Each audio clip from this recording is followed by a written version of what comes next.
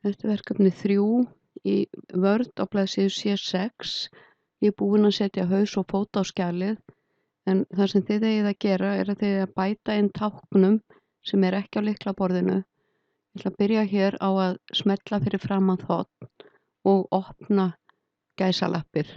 Þá held ég niðri allt vinstra megin við bilslána og slægi á 0, 1, 3, 2, hægra megin á lyklaborðinu, en þá þarf að vera kveikt á numlock. Síðan fer ég hér fyrir aftan punktinn og loka 0, 1, 4, 7.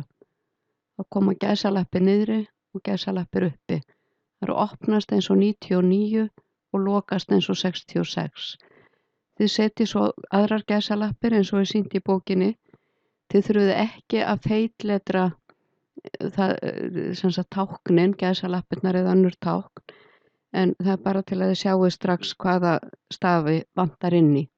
Hér ætla ég að fara á milli G og N og setja þennan staf hér.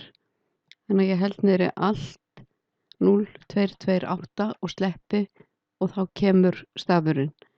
Og svona haldið þið áfram niður síðuna og vistið í lokin.